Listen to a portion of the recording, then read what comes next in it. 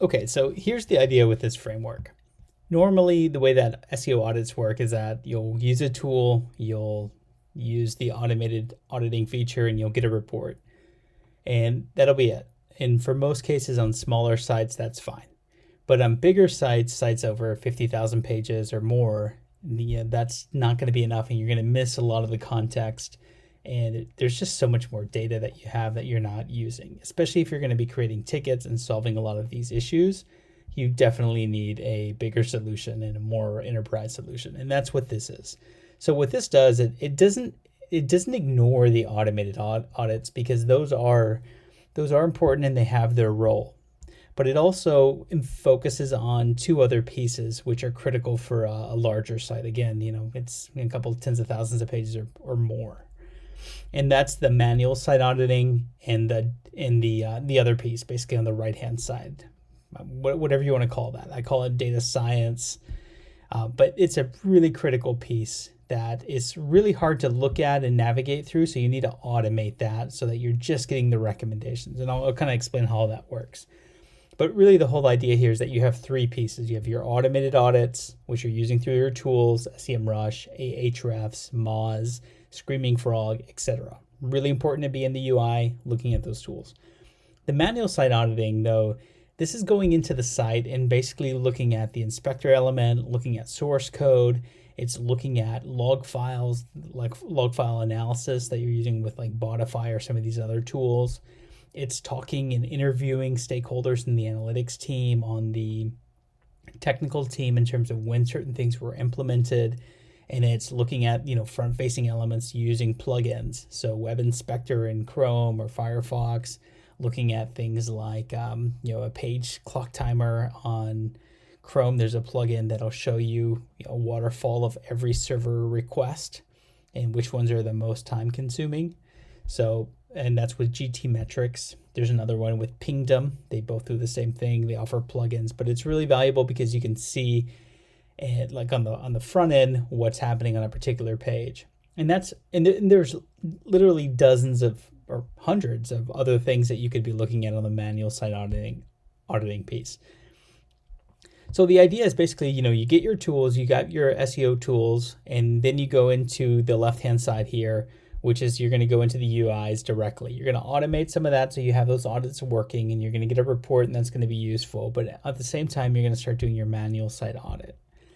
And then there's checklists and everything like that. I won't go into a lot of detail with that, but there's basically a checklist that you would go through in your manual site audit of about 140, 180 things is what I use and seen. Some have way more, some have way less. And then when you have all that data, you're basically going to be a list of a ton of things that are problems, that at least that you think are problems on the site so far. And you're going to validate those with the data that you're going to be automating on the right-hand side shortly.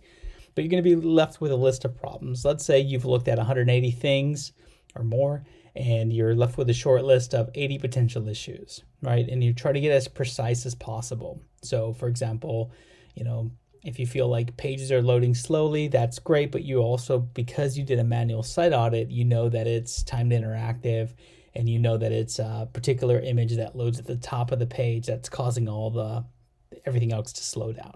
So you're much more cognizant of like what the specific issue is. And I would also recommend on a manual site audit that you actually have a PowerPoint open and just take screenshots of what you're finding and point arrows to it so that you can remember what the issues were. And it's going to be a big part of the final report.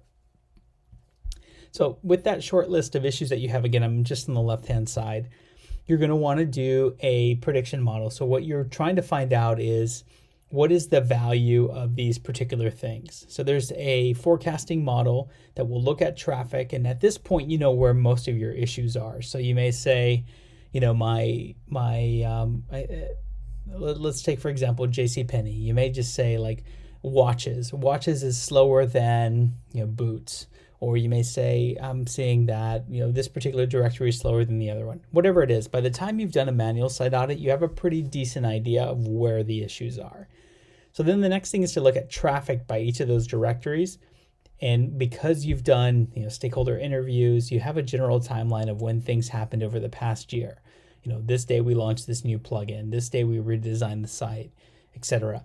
And what you're trying to do is you're trying to look back in time as those things were implemented, what impact they had on SEO. So what impact have metadata changes had on SEO? What impact has improving page speed or adding more content had on SEO, etc. And what this is all done through RStudio. And what you do with RStudio, you download it, you then connect it with your GA and Google Search Console account. I don't know if it'll work with Adobe or some of the other analytics tools, but with Google Analytics, it should plug in nicely. And then what you're going to do is set some parameters, which basically says, I want to predict what's going to happen to traffic by each of the directories. So then you can look back and say, like, these directories were affected by XYZ. So then you can tie that back into the issues that you found. So, but what it's basically doing, and I know I'm probably doing a poor job here of getting into the kind of technicalities, and hopefully that you're still with me and this is making sense. But the whole idea here is that you're trying to figure out what's going to happen based off of what's already happened with traffic. So, and this could be really alarming because I've seen some charts where, a directory is doing really well, but you don't notice it because it's just hard to notice a specific directory. But when these models start taking play, it's actually the traffic's dropping. So in the next 6 to 12 months, you could actually go down to 0. And this is a good way to also to find issues with algorithm updates, etc. But, a 2 or 3 page decrease, you don't see that. But when you plot out what's going to happen and it takes into consideration that decrease, pretty soon you're looking at a, 9 to 12 to 18 month forecast, and it's showing that you're on your way to 0. And that could be a big problem. That's why I like to look at Holtz winners and basically look at like what impacts that we've done, what things that we've done in the past have made an impact and where, and then tie that back into the manual site audits. And then you work in your recommendations and priority. Okay, it's basically coming up with a short list. Now there is one missing ingredient here, which is basically everything to the right, which is pretty key. Most of the tools that you use for SEI, they have the front end, the user interface. They also have a back end, which is their APIs. And you can tie most back-end APIs for most of the SEO tools, SEMrush, Ahrefs, Screaming Frog, etc., into a data repository like BigQuery or Supermetrics or some of the other ones that then tie into BigQuery. And what you're basically doing is you're feeding a database with all this data that you have in your tools. So it's a massive amount of data that you can collect, but the nice thing is that you can see the connection with things.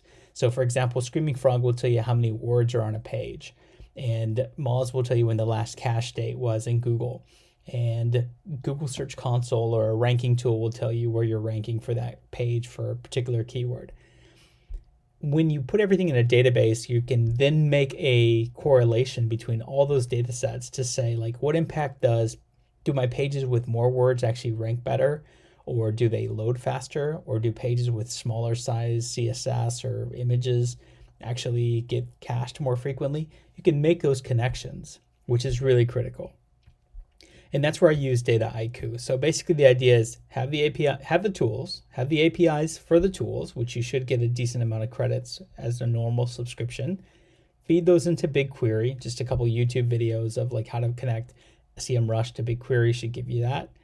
And then what you're doing is using Dataiku to actually connect those pieces together. So, this metric from this tool with this metric to this tool, and then you run a predictive learning to figure out, is there correlation between those data sets?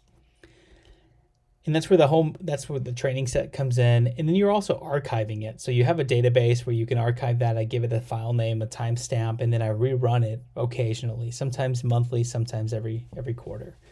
And that's all being kind of housed in BigQuery, or sometimes I'll go into SQL databases. But basically you're building a repository of data, you're splitting it into machine learning and then archiving it. And then with the machine learning side, this is where Dataiku comes in. And then you can also use Power BI to visualize a lot of the data. You're trying to understand correlation. So like, do 404s even matter? Has a page that triggered a 404 ever correlated with a traffic loss? And page speed, is that important for my pages? Because some pages actually, all the pages on the search results page are slow or have worse page scores. So for that particular page, it may not be important.